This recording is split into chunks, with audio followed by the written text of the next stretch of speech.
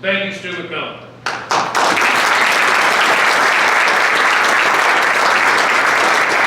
I would now like to ask everybody to please join me in the Pledge of Allegiance and invocation that we led by both VSA Troop 929 and 9929.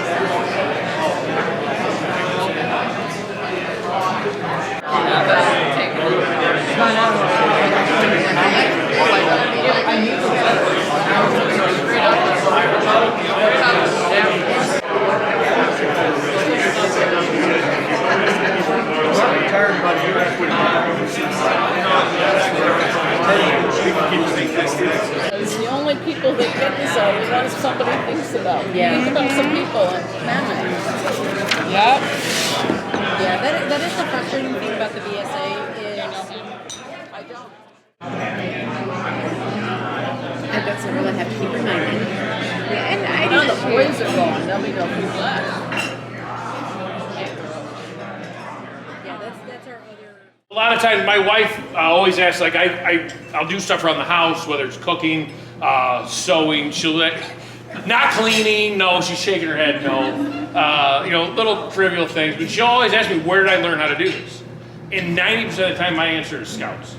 I'm not gonna sew a dress for the runway, but I can fix a ripped knee or, a rip in my jeans, I can always fix that. But Scouting, most things I do, I can tie back to what I learned in Scouts. Whether it's cooking, like I said, sewing, just leadership skills. Scouts teaches you so much in what you do the rest of your life. It doesn't seem like a lot of the time. I remember when I was in high school, getting my eagle. My dad was pressing me. I'm in sports. The last thing I want to do is finish Scouts. And I remember arguing with him. I didn't want to do it. And to this day, I am so thankful that we had those arguments and my dad pushed me to do that. And without Scouts, I wouldn't be where I'm at today. So Scouts is great, and I really appreciate it. It looks like we got the mic fixed, so. Yeah.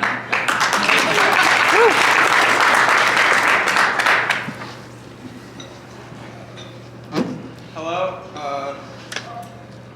my name is James Grudge, and I'm currently a sophomore at Chesterton High School, and I've been in Scouting since kindergarten, so I pretty much know everything.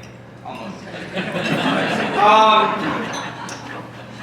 I'd say Scouting is important to me because without it, I probably wouldn't have known how to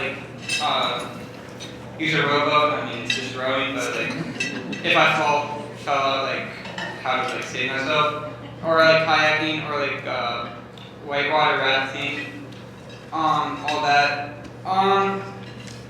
It's also taught me a lot about myself that I didn't even know. I'm currently SPL, and I didn't really want to be SPL, but apparently I'm a great leader because I got elected a second time. And I'm willing to step up when other people are too scared to. So like I said, I've been in Scouting since kindergarten, and all my other friends who are at home, hanging with family, playing video games, just being regular kids. I was outside making fires, learning survival skills, and just learning basic stuff that people don't learn until they actually need to. And I'd probably say by the time I reached first grade, I don't want to be a little bit cocky here, but I'd say I probably knew at least more or way more than everybody in 4th grade if you weren't in the Scouting program, because you learn a lot, and if you're not, unless you have a dad that shows you everything, then the likeliness of it is very low. And I just think Scouts is a great opportunity to get your kid out of the house and meet new people and just like learn basic survival and safety. So, yes, thank you for your time. Yeah. Hi, my name is Gabriel Amadon. I am a sophomore at Indiana Connections Academy. I am an Eagle Scout and a part of Troop 929. I've been in scouting ever since kindergarten. Scouts is a big opportunity in my life and it has taught me many new things and skills. It has helped me improve as a person and it's taught me to put others first. I'm currently the Junior Assistant Scoutmaster whose job is to guide younger Scouts on their journey to Eagle. Scouts, in my opinion, is a great way for younger Scouts and kids to figure out certain careers that they might enjoy in the future. Scouting was a very difficult thing for me, but I pushed through and finished strong. My Eagle Scout project was to help raise awareness and to help young kids going through the hard process of chemotherapy. I made specially knitted yarn wigs and donated them to the Children's Hospital. I also donated around 450 rolls of yarn to the Magic Yarn Foundation. I learned a lot from this experience and I hope to continue with the organization to provide wigs and other yarns to the organization. Something I always tell the younger Scouts is to always keep working hard and stay motivated because the reward of scouting is great in the end. So, hi, my name is Grace Bywoods. I'm a freshman in high school and I'm homeschooled. I'm also the quartermaster and assistant senior patrol leader for Troop 9929, which is the first Girl Scouting troop in Chesterton, Indiana.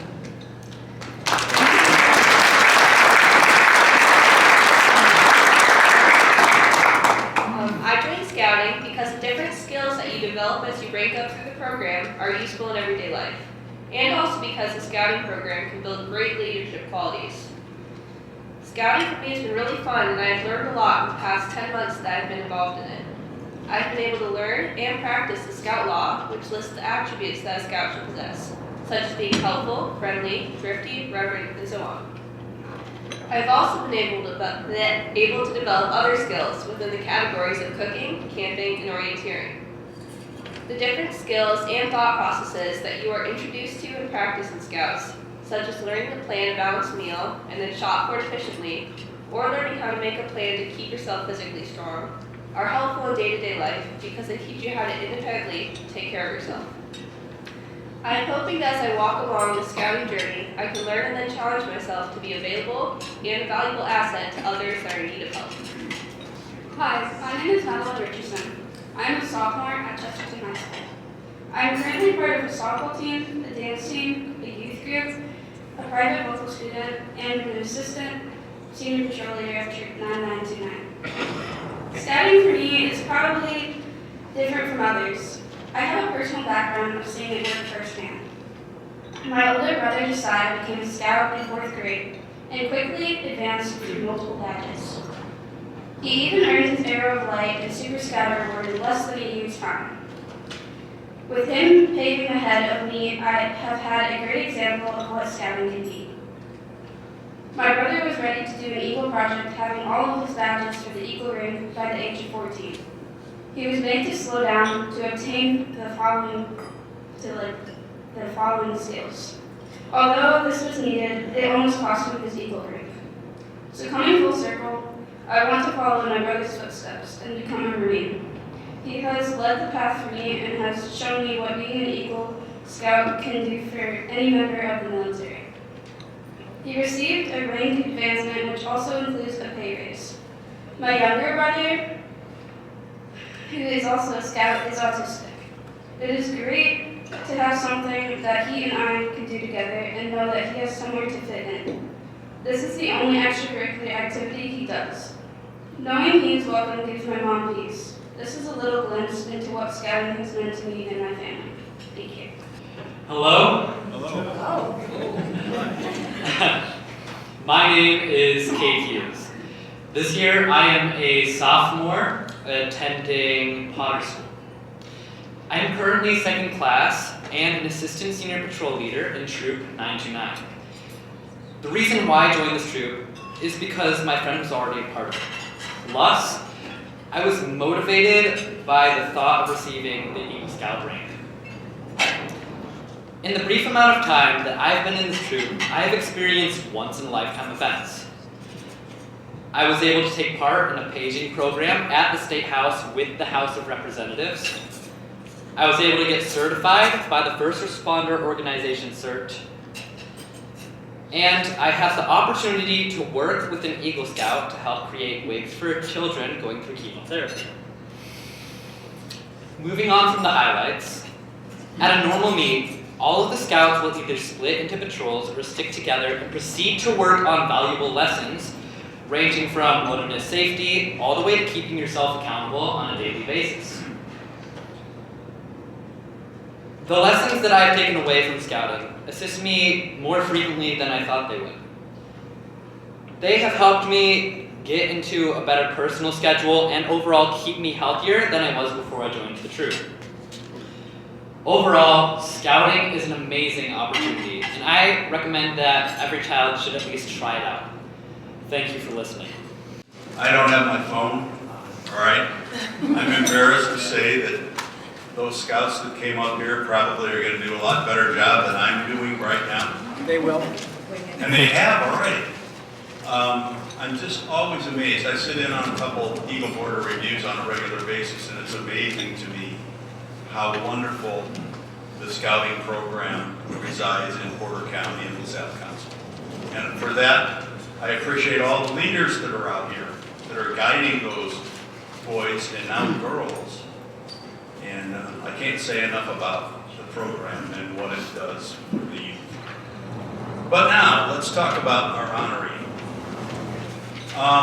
When I first approached Stewart about the decision from the committee to honor him as our good scout, he said, "Why me? I'm not an Eagle Scout." And I said, "Stewart, you don't understand. It's not about what you didn't do, but it's what you have done for scouting and for our community.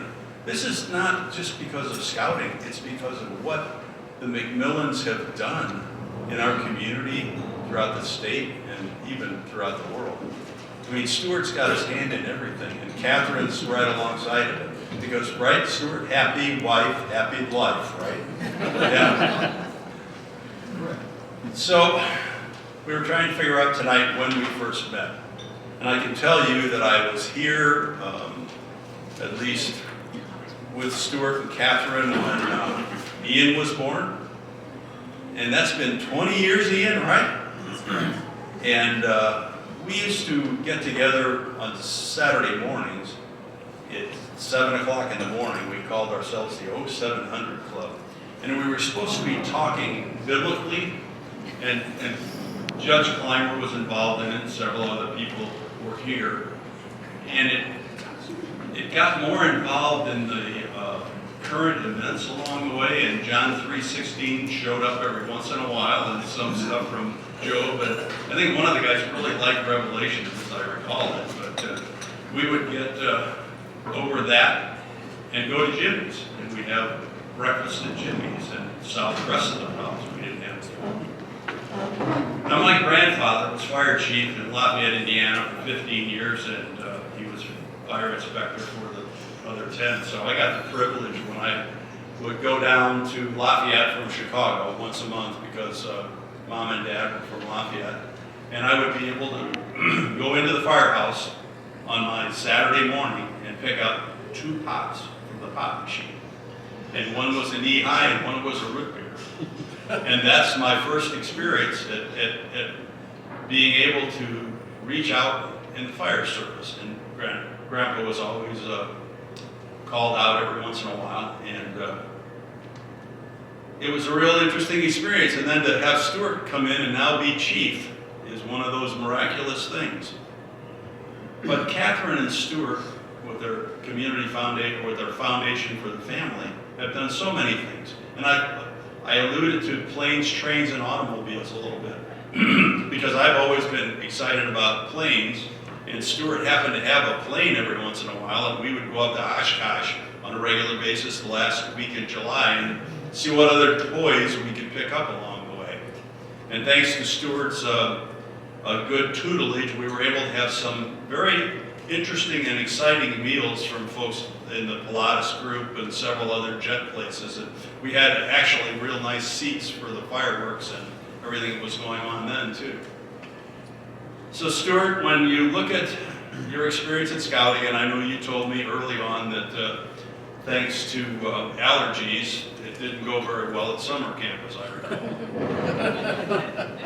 Other than that, I think that you would have been able to really make a difference. Not that you haven't now, but scouting is more than being an Eagle Scout. And when you go, everybody knows the Scout Oath, trustworthy. I mean, that's the laws, but the Scout Oath is on my honor. I will do my best to do my duty to God and the country, to obey the Scout law, to help other people at all times, to keep myself physically strong, mentally awake, and morally straight. Stewart, that's you, okay? And the Scout laws, okay? Trustworthy, loyal, helpful, friendly, courteous, kind, obedient, cheerful, thrifty, brave, clean, and reverent. Which one of those do you not represent?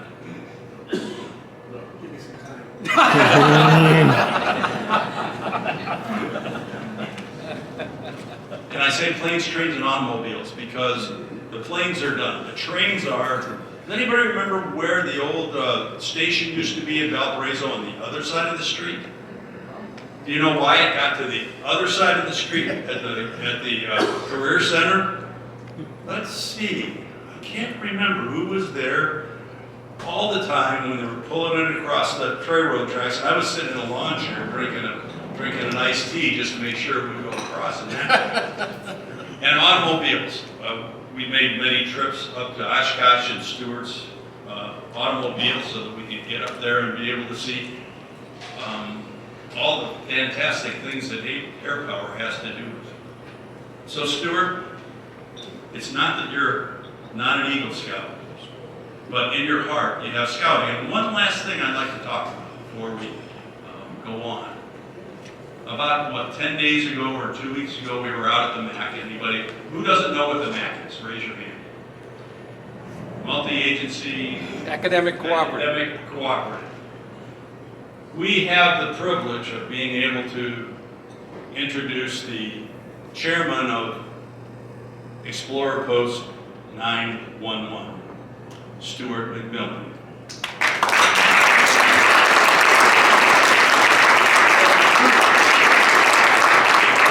Catherine and Stewart, would you come up here for a minute, please? Catherine, we'd like to present you with a bouquet of flowers, knowing that you've put up with Stewart for so many years. And, he couldn't do it without you. He knows.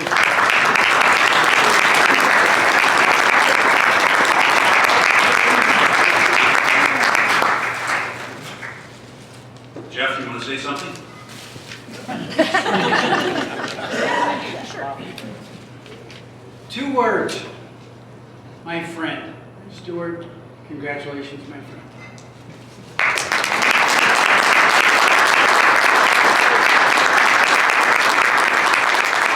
That one looks like an eagle. Yeah. Looks like an eagle. Looks like an eagle. Stewart, you deserve it. Congratulations. It's your turn, Stewart. My turn.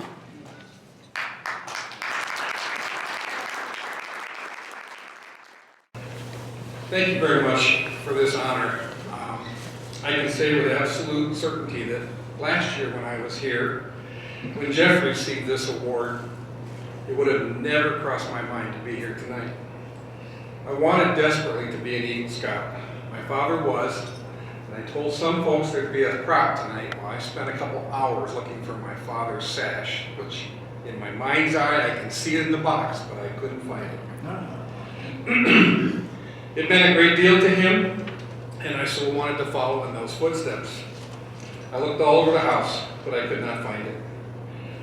But alas, I was born with an allergy to cats, something that was not found until my mid-40s.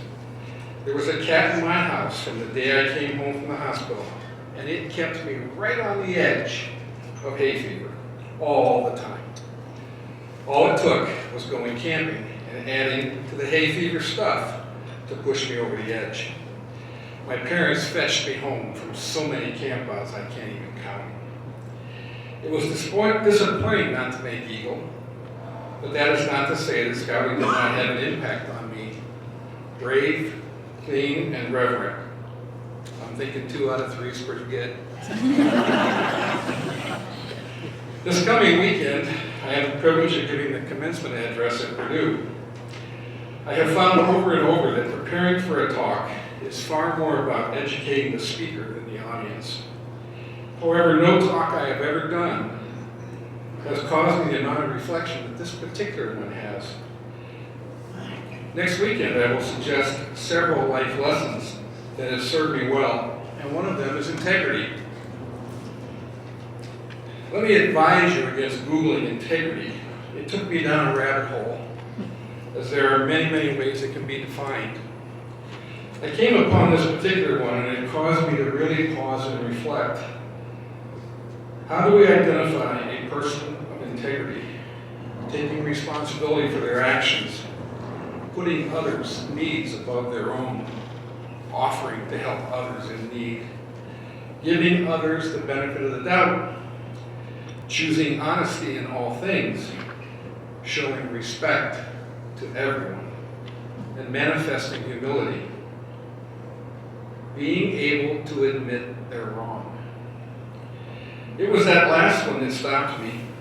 For years and years, I thought I had high integrity, but I was totally unaware of this part about being able to admit being wrong, and that it was actually a prerequisite to having integrity. You see, you can be doing exactly what you think is true and honest, which are signs of high integrity, but if you're doing it with the wrong facts, you're no longer of integrity at all. Years ago, a dear friend said to me, "You know what's wrong with you, Stewart? You're logical." What? Logical's a good thing, right? Well, he explained that being logical means that if I disagreed with someone, it could only be because their facts were different than mine. And so wanting to find out if my facts were correct or theirs, I'd go into interrogation mode, digging to find out who had the real answer.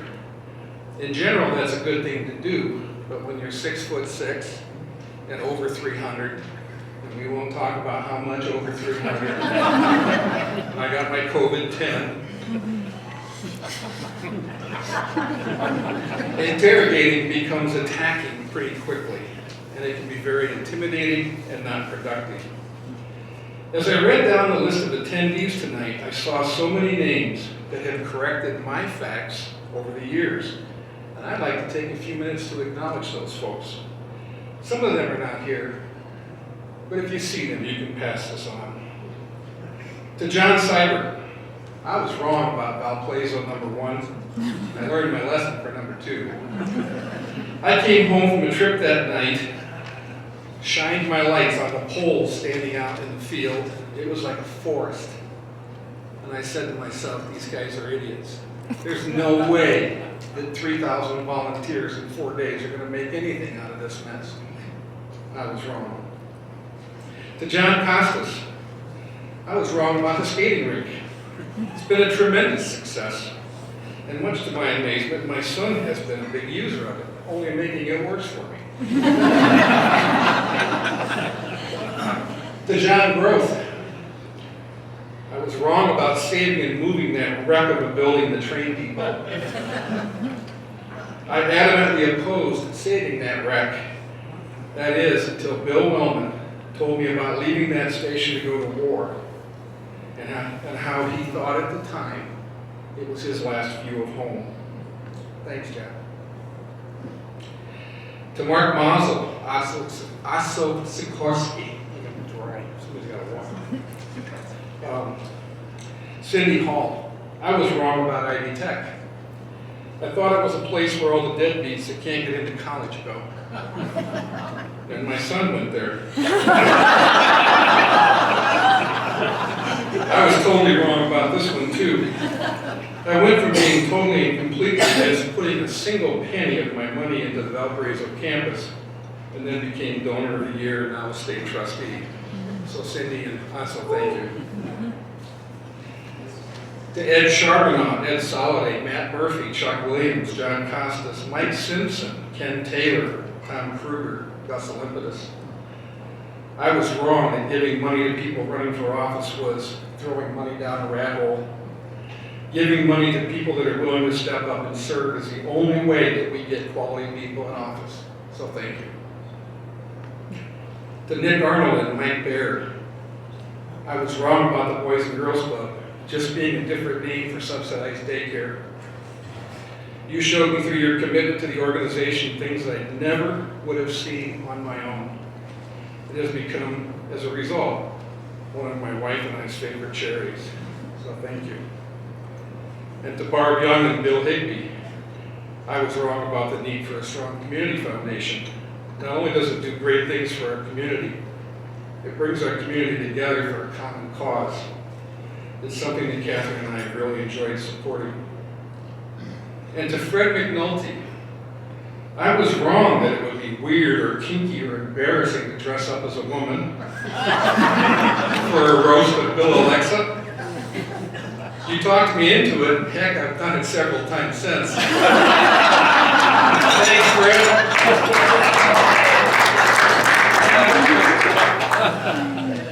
And to John Victor, I was wrong about needing a plan B when I sold the company. Without your wise counsel and unrelenting reassurance, I would not have started a family foundation, the Plan B. And the MAAC Emergency Services Facility would still be stuck in the starting blocks without you. So thank you, John. And to Selena Weatherwax, I was wrong about what would be gained from doing a TED Talk. You chased me for 3 years, unrelenting. And doing that talk was a turning point in my life. It has opened opportunities that I would not have dreamed of. You pushed me beyond where I wanted to go. Thank you. To Doug McMillan, my brother, I was wrong about aviation being for people with a death wish. I would have never become a pilot if you had not led the way, and it has been one of the greatest privileges and joys of my life. Thank you, Doug.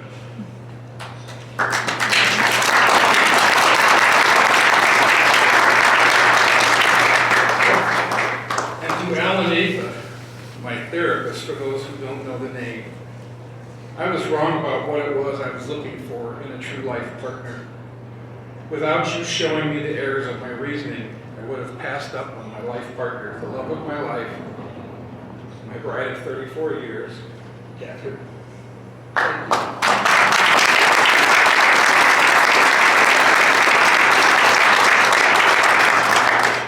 And speaking of my life partner, one of my favorite song lyrics is the song Wind Beneath My Wings. And Catherine has been supportive of every crazy thing I've wanted to do, and you just can't find a better partner than that. I could go on. I've been wrong a lot. But I hope you see the opportunity for reflection that preparing for tonight afforded me. I did not really learn how to have integrity until I learned how to admit that I was wrong. I've been blessed to have a career with very few regrets. It has allowed me to travel the world and see many places where I know I could live.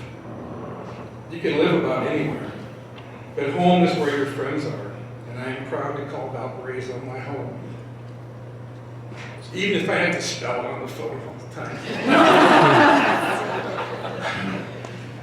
Thank you for honoring me here tonight. It has allowed me to reflect on what you all mean to me. Thank you, my friends, for all the support you've given me over the years. Thank you. It's really great to have these kinds of leaders in our community like Stewart and last year's honoree, Judge Clymer, to show what we have in our community.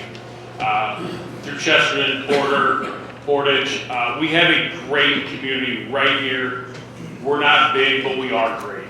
And we have really good leaders, and I'm really proud of all those leaders. And one of those leaders that I would like to honor now is the chairman of tonight, Paul Shara, if you can come up here for us.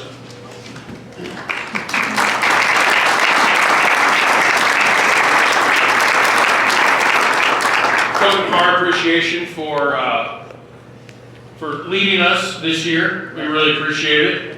We're an ugly bunch, but I think we got it done. I fit right in. But thank you so much. Yep. We appreciate it.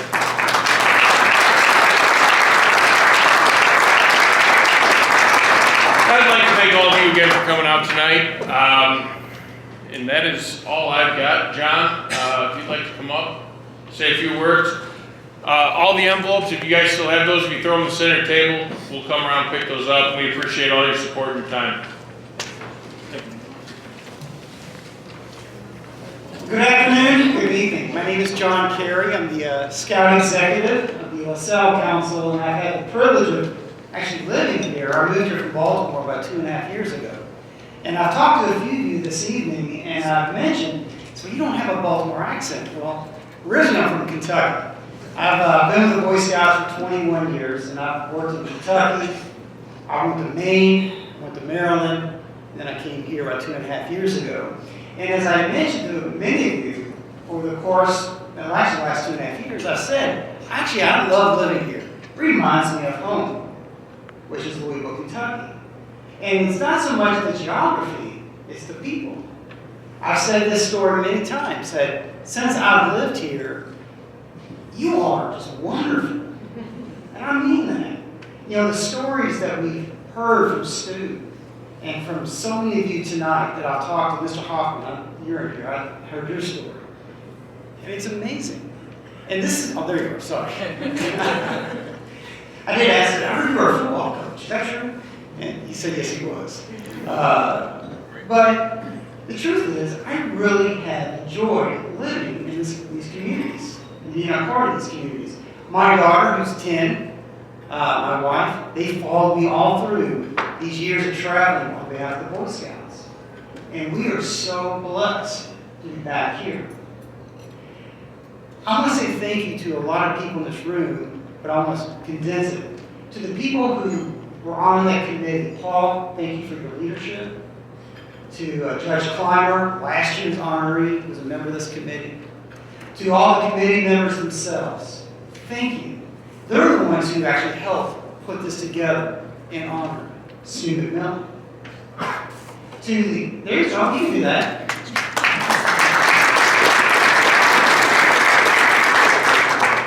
I would also be remiss if I didn't recognize the various board members of the LaSalle Council because they're my boss. So, to all the board members of the LaSalle Council, raise your hand. There's a lot of you here tonight.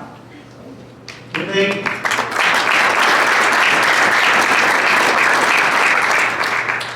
To the members of the first responders, I've talked with quite a few of you. Chief Wilkins, it's great talking to you again, seeing you again, sir. Many of you others are here tonight. Thank you for what you do in providing the safety that we need and the comfort that we have, that we know that you're a part of our community and give of your time and of your resources that are important to this, to our abilities to have what we have today.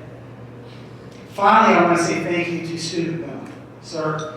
You know, 2.5 years ago, it was actually through Judge Clymer who made the introductions via email one night.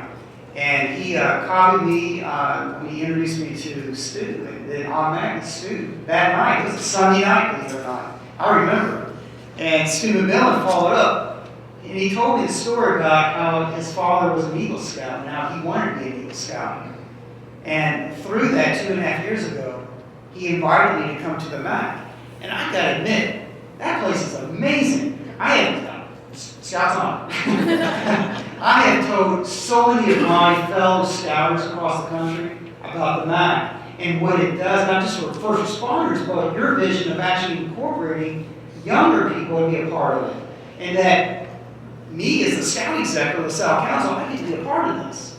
So thank you, sir, for not only your sponsorship, but being a leader. Thank you, sir.